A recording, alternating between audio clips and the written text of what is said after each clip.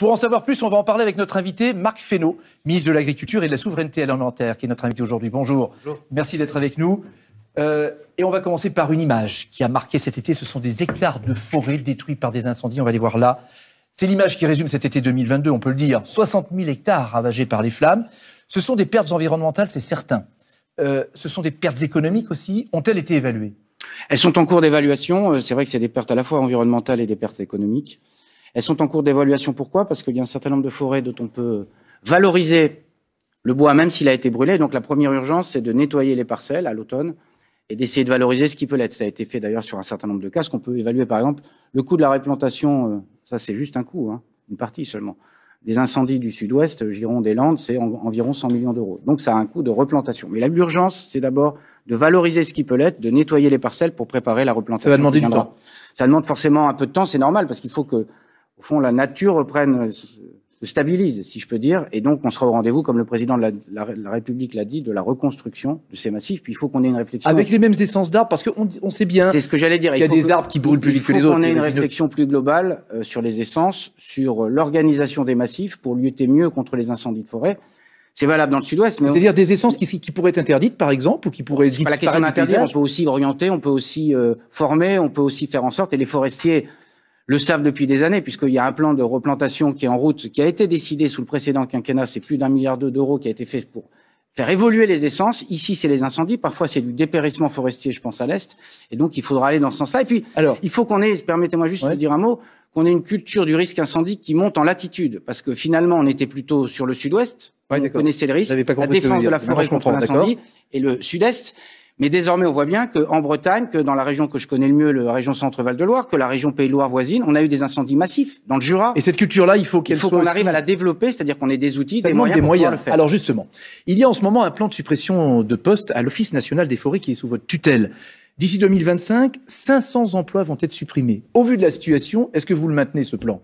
Mais on regardera les choses en fonction de ce qu'on demandera à l'Office national des forêts. Il est gelé ou pas, attendez.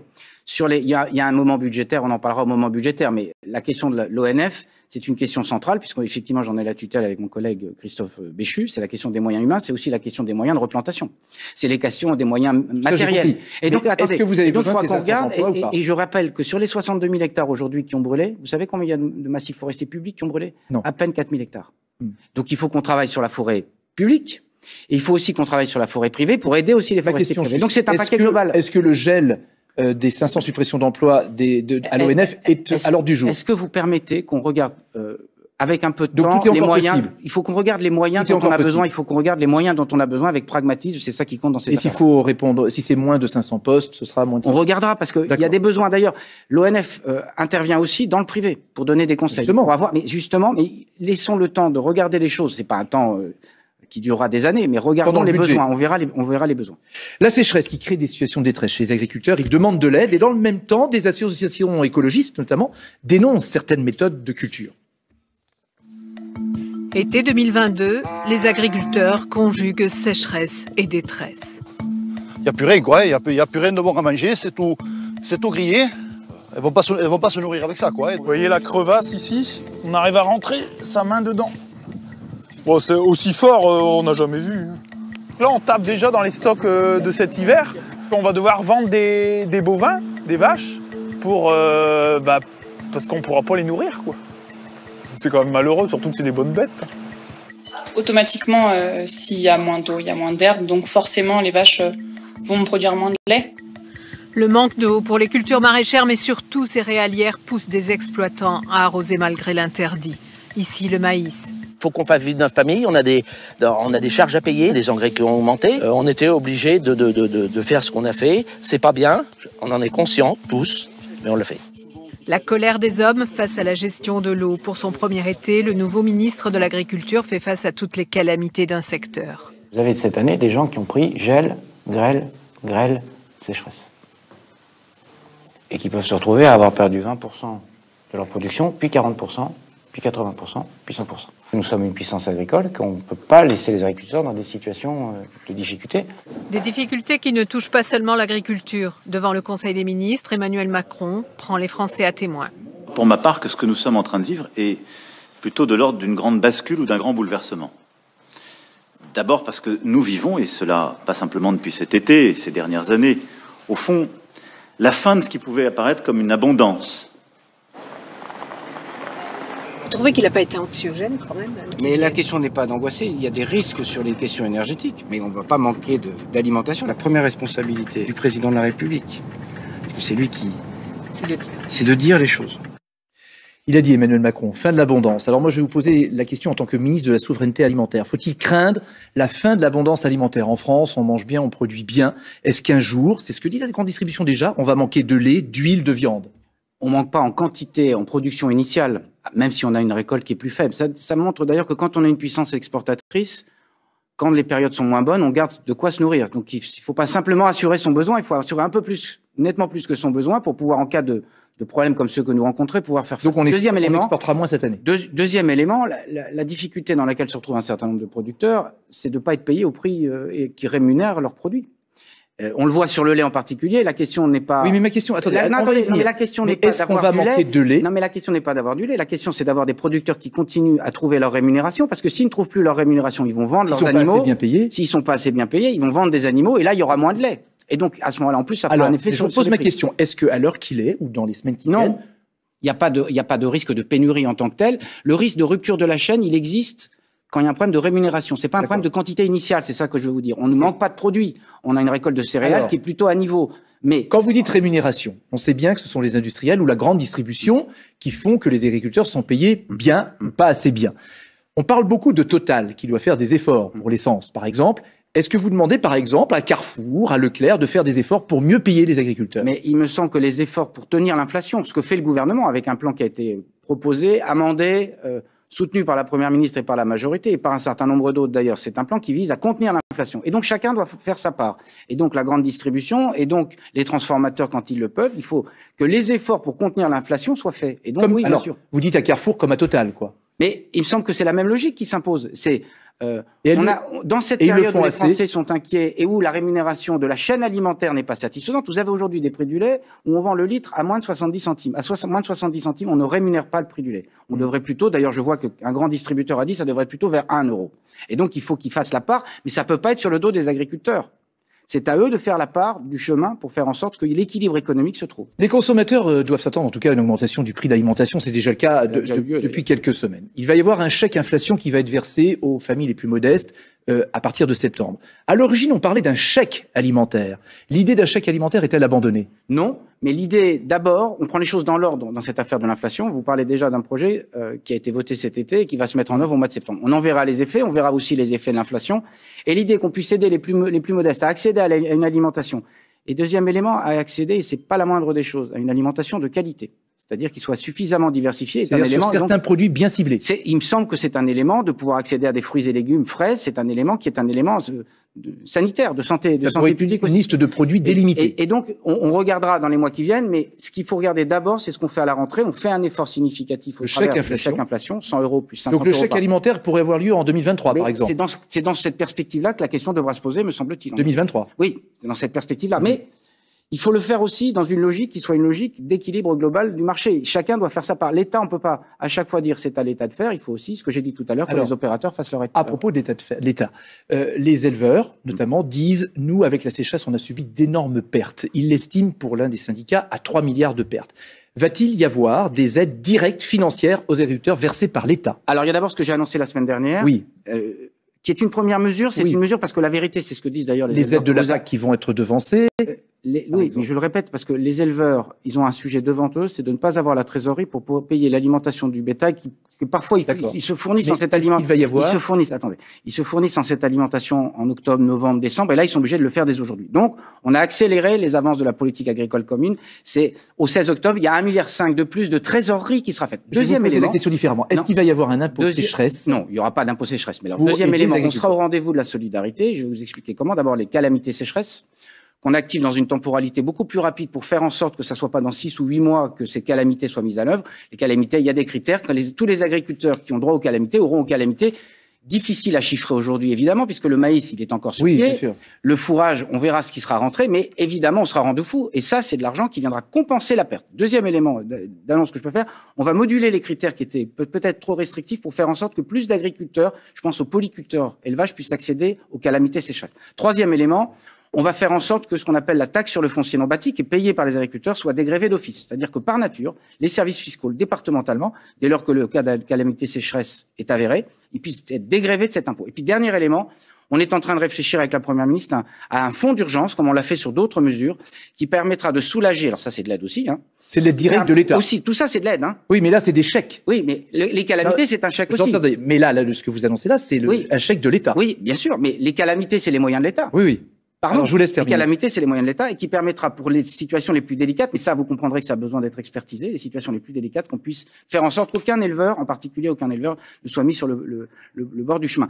Et puis, dernier élément, une réforme dont on ne parle pas, mais qui est une réforme qu'on est en train de travailler et de finaliser, qui est la réforme de l'assurance récolte, qui permettra de mieux couvrir ces risques-là, parce qu'on voit bien que les dérèglements climatiques sont devant nous et que cet été, j'espère que ça n'est pas un été test, au sens qui sera l'été modèle, entre guillemets, mais malheureusement, on voit bien que ces risques sont avérés. Je voudrais qu'on parle de la question de l'utilisation de l'eau, parce que l'eau, le débat a été relancé autour des projets de réserve dans les Deux-Sèvres, en Charente-Maritime, les bassines, qui sont des grands réservoirs de dizaines d'hectares, qui permettent de capter l'eau de la pluie, mais c'est aussi de l'eau qui vient des nappes phréatiques, parfois. Sur Twitter, vous avez apporté votre soutien aux agriculteurs parce qu'il y a eu des opérations de saccage qui avaient été soutenues notamment par Europe Écologie Les Verts. Est-ce que vous comprenez cependant que ces pompages dans les nappes phréatiques puissent faire débat? Mais ces projets dont vous parlez sont des projets légaux, hein. J'ai pas dit ça. Non, mais est-ce que vous comprenez que ça puisse faire débat? Mais qu'il y ait des débats, c'est une chose, mais qu'on vienne détruire le bien d'autrui, qu'on vienne rentrer sur des propriétés, ça, c'est pas acceptable. Je voudrais signaler la grande responsabilité qui a été celle des agriculteurs cet été. Mon collègue Béchu le disait au Conseil des ministres, il y a eu des tas de contrôles. Les agriculteurs sont très marginaux dans les fraudes sur ces affaires d'accès à l'eau. Pourquoi? Parce qu'ils ont un esprit de responsabilité. Donc, j'invite tout le monde à avoir le même esprit de responsabilité que les agriculteurs. Tout le monde, vous visez qui? Qui n'a pas l'esprit de responsabilité? Ceux qui viennent faire ce que vous montrez là dans vos images, c'est-à-dire ceux qui viennent détruire. Ceux qui viennent. Ils sont pas responsables. Ils sont complètement irresponsables, ils ne respectent pas la loi. Dans une démocratie, on respecte la loi. Même si elle ne vous plaît pas, on respecte la loi. Et deuxième élément, sur ces sujets même de l'eau, la vérité, c'est que le combat multimillénaire des agriculteurs, c'est un combat d'accès à l'eau. C'est pas nouveau, ce sujet. Non, c'est sûr. Pour alimenter les gens, il faut avoir accès à l'eau. Certains disent c'est de l'eau que les agriculteurs captent pour eux-mêmes. Ils captent pas pour eux-mêmes. Quand vous me prenez de l'eau pour des salades, pour des tomates, pour du maïs. Et pour le maïs, il sert à quoi? Non, mais le maïs, il sert à alimenter le bétail. Est-ce que ça peut se discuter? Attendez, vous venez de m'interroger en disant qu'est-ce que vous faites pour les agriculteurs qui perdent du maïs, qui peuvent pas alimenter leur bétail? Donc ça sert à quelque chose, le maïs. Est-ce qu'on peut changer? Passer à autre chose que le maïs? Après, on a 3 voies à prendre. La première, c'est dans les régions qui sont les plus en difficulté en termes de sécheresse, de regarder comment on réoriente. Et déjà, il y a un certain nombre de régions où la culture de maïs a diminué et on la remplace. 2, c'est d'avoir des systèmes qui soient plus économes en eau. Il y a, dans le plan de relance et dans France 2030, des centaines de millions d'euros qui sont prévus pour ça. Il y a déjà 50 millions qui ont été débloqués récemment pour ces sujets-là. Et puis, 3e élément, on a besoin d'avoir accès à l'eau. Parce que le dérèglement climatique, il nécessite d'avoir accès à l'eau. Alors, ça veut dire peut-être qu'il faut qu'on, dans bien des endroits, on multiplie les usages de l'eau. J'étais l'autre jour, dans les Alpes de Haute-Provence, en aval de Serponçon. S'il n'y avait pas Serponçon aujourd'hui, on aurait des problèmes d'eau potable, on aurait des problèmes d'alimentation. Vous dites, il faut construire plus de retenues d'eau, plus de bassines. Je dis simplement, le besoin en eau, il est important. Ça passe par les bassines. Et c'est pas que les bassines. Non, mais est-ce que ça passe aussi par... Ça passe aussi par des équipements qui sont prévus dans le Varenne de l'eau et qu'il faut faire. Non, mais Marc Fesneau, j'entends, mais est-ce que vous réponds, vous êtes pour les retenues d'eau qu'on vient de voir? Je vous réponds que dès lors que ça tient en compte, ça prend compte l'environnement, qu'on vient récupérer l'eau superficielle qui vient en trop de pluie. Seulement celle-là. Que ça peut être du multi-usage. C'est aussi le cas. Et que c'est fait dans les règles de l'art, y compris environnementales, il faut y être favorable parce que sinon il y aura plus d'agriculture. C'est pas la peine de se raconter l'histoire. Une tomate. C'est ce que je vous demandais. Mais c'est ce que je vous disais, mais j'essaye de dire précisément les choses. Une tomate, c'est 95% d'eau. Donc, s'il n'y a pas d'eau, il n'y a pas de tomate. Donc, il faut se dire les choses simplement. Et puis, il faut multiplier le multi-usage. Je dis un dernier point, on ne travaille pas assez aussi, par exemple en France, la réutilisation des eaux des stations d'épuration. En France, c'est 1%. En Italie, c'est 14%. En Espagne, c'est 8%. Donc, il faut qu'on ait une culture de l'eau, d'utilisation de l'eau qu'on n'utilise pas et qu'on pourrait mobiliser plus facilement. On va y revenir probablement avec le fonds vert d'Elisabeth Borne. Mais d'abord, c'est l'heure de la rentrée politique. Et à gauche, en particulier, tout le monde est déjà sur le pont. La météo politique est-elle vraiment au beau fixe? À gauche, l'Union résiste, mais la rentrée est dispersée. La majorité qui voulait renaître de ses cendres cherche toujours sa vedette. Chez les Insoumis, on théâtralise le débat et les ministres en recherche de notoriété s'y pressent. Moi, je vous respecte, mais j'ai peur de rien, j'ai peur de personne, mais j'ai certainement pas peur du débat. Même pas peur, les Insoumis seraient donc devenus fréquentables. D'une université à l'autre, les partenaires de la NUPES se rendent visite. Je suis très content d'être là. Vous savez bien, on cherche depuis longtemps à établir une relation de confiance les uns avec les autres. Là, le fait de pouvoir se rendre visite et travailler de concert, en fait, c'est presque la matérialisation de cette coalition. Désormais, il faudra compter avec la NUPES. Comptez aussi avec Jean-Luc Mélenchon qui, quoique désormais sans mandat, prophétise les combats à venir. La rentrée avec les réformes qui arrivent de l'assurance chômage, des retraites. Ça va être la bataille générale, quoi. Elle sera déterminée et sans doute assez frontale puisque M. Macron a décidé de l'être frontale. À Metz, pendant ce temps, les marcheurs font une ovation à une première ministre souriante qui n'apporte pas pourtant que des bonnes nouvelles. Nous devrons conduire des réformes. Oui, chacun devra prendre sa part. Les entreprises, notamment, devront prendre leurs responsabilités. La nouvelle maison Renaissance ne suffira pas au gouvernement pour voter et appliquer ces réformes. Peut-être le moment pour les alliés historiques, comme le MoDem, de faire entendre leur voix. Je pense qu'on va vers des temps très très durs. Et donc il faut être d'autant plus soudé. Et en politique, la division, c'est la mort. Et là, aujourd'hui, vous êtes content du poids du MoDem dans la nouvelle majorité ? Ça n'est pas un poids qui se discute. On ne fait jamais de marchandage.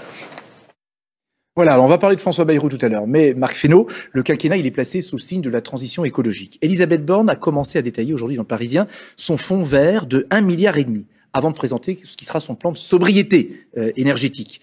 Tous les secteurs doivent participer. L'agriculture, ce sera quoi, ou l'agroalimentaire? L'agriculture, c'est déjà des plans qui sont développés. J'en ai dit un mot tout à l'heure au travers de France 2030 ou du plan de relance. Et s'il y a besoin d'accélérer, on le fera en fonction des besoins qui peuvent être. J'ai cité la question de l'eau, la question de l'équipement pour faire en sorte d'avoir un meilleur accès à l'eau. Et donc, c'est là-dedans que ça s'inscrira. Là, le fonds vert qui est proposé, qui est indiqué par la Première ministre, c'est un fonds vert en direction des collectivités. Donc, c'est plutôt la transition énergétique. Peut-être de biodiversité aussi. Donc, il faut que chacun prenne sa part, et donc l'État prend sa part pour accompagner les collectivités, pour accélérer, au fond. Mais ça veut dire que les agriculteurs et l'agroalimentaire devront prendre leur part aussi. Mais ils prendront leur part, ils le font déjà. Ouais. Ils le font déjà quand vous... Faudra accélérer. Je vais beaucoup sur le terrain, il faut accélérer. Mais il faut faire une transition. Vous voyez bien la situation dans laquelle sont les agriculteurs. Je le disais tout à l'heure dans le reportage. Beaucoup de crises, des prix qui sont pas au rendez-vous. Et donc, il faut les accompagner financièrement pour faire en sorte que c'est d'abord ça l'urgence. C'est ça l'urgence. On va accueillir maintenant Nathalie Moré, qui est journaliste politique dans les quotidiens région du groupe EBRA pour la carte blanche. EBRA, dont le Républicain Lorrain.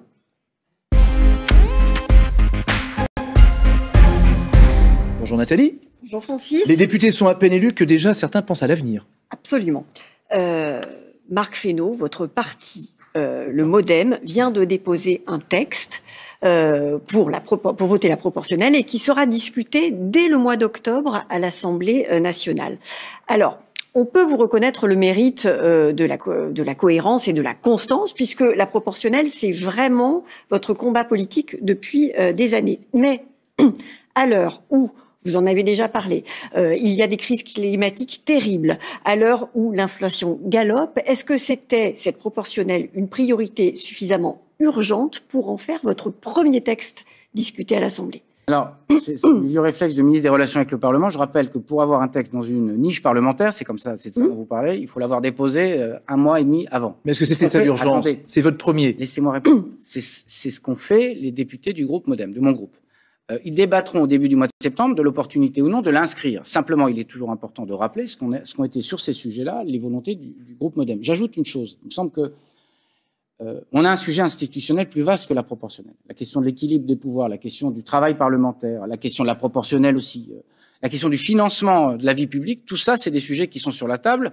À quel moment ils le feront? Ils en décideront au mois de septembre. Pour l'instant, la décision n'est pas prise, pour dire les choses très clairement. C'est pas sûr que ce soit en octobre. Mais c'est important de dire que ce sujet-là est un sujet qui reste important dans la vie politique. Est-ce que c'est une façon aussi de marquer votre spécificité et de dire quelque part au président de la République, ça devait se faire durant le premier quinquennat, là ça ne s'est pas fait, nous en posant cette proposition de loi... Oui, nous avons continuellement marqué notre spécificité sur les sujets institutionnels et sur la volonté de réformer. C'est une promesse qui n'a pas été tenue, quoi. Mais par ailleurs, il y a d'autres sujets sur lesquels le mouvement démocrate s'exprime, sur les questions de pouvoir d'achat, le mouvement démocrate s'exprime sur les questions des entreprises, sur les questions environnementales. Et donc, c'est une panoplie de textes et une panoplie d'interventions que veut porter le mouvement démocrate, et c'est bien naturel que dans la majorité, il fasse entendre sa propre voix. Alors, pour être clair, est-ce que, franchement, cette proposition de loi, qui encore une fois fait partie des premières propositions de loi que vous allez proposer, est-ce que c'est une façon d'être prêt pour vous en cas de dissolution pendant ce quinquennat?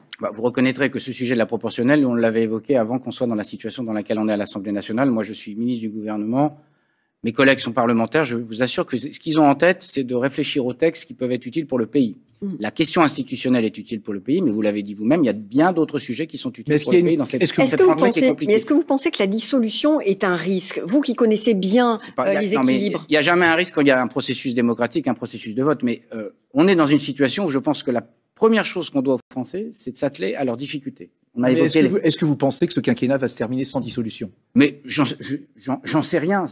C'est pas la volonté du gouvernement, c'est pas la volonté de la majorité. Après, dans quelle situation de blocage ou pas on peut être, parce que des oppositions joueraient la politique du pire. J'entendais M. Mélenchon disant hier, il faut se préparer dès à présent à la proportionnelle. Moi, je pense qu'il faut se préparer plutôt au sujet énergétique, au sujet de transition écologique, au sujet de pouvoir d'achat, et pas se projeter immédiatement dans un sujet qui est un sujet éminemment politique. Oui, mais en même temps, je vous assure que ceux qui nous regardent, ils se fichent un peu de savoir s'il y a de la dissolution. Ils sont par contre très préoccupés de l'été, et on en a parlé sur les questions caniculaires et transition. Chaque chose en son temps. Non.